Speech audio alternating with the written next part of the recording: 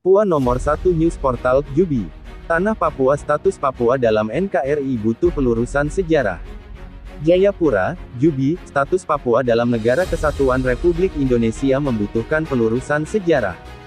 Hal itu disampaikan Pastor Alexandro Rangga OFM dari Sekretariat Keadilan Perdamaian dan Keutuhan Ciptaan (SKPKC) Fransiskan Papua dalam webinar Tindakan Politik Papua yang diselenggarakan Pilo Justice JPIC of Indonesia pada Minggu kemarin tanggal 15 Mei tahun 2022.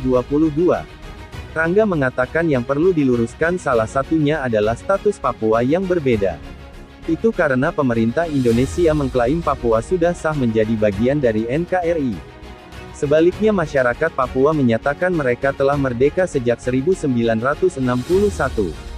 Hal ini selalu diangkat orang Papua. Artinya kita, Indonesia, boleh mengklaim bahwa sudah sah, tapi jika itu masih menjadi persoalan di akar rumput, masyarakat Papua, yang mempengaruhi kebijakan-kebijakan pembangunan, misalnya kasus-kasus kekerasan yang terjadi di Papua, ujarnya.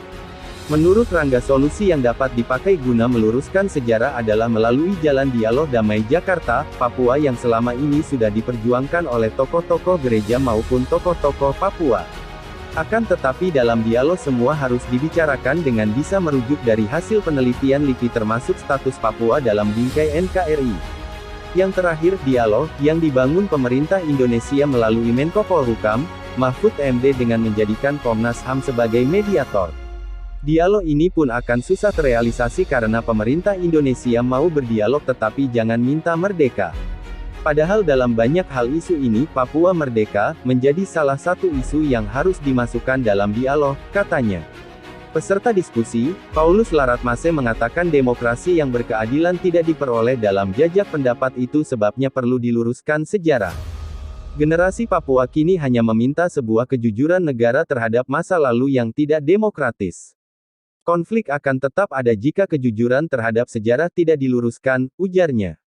Menurut Laratmase perlu rekonsiliasi nasional terhadap sikap negara yang tidak demokratis.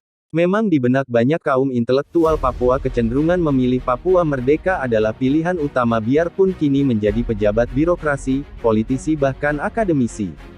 Ini artinya perlu pendekatan yang lebih humanis dalam konteks AREN pada ranah publik yang merupakan wujud keadilan dari aspirasi rakyat Papua sendiri, katanya. Asteris.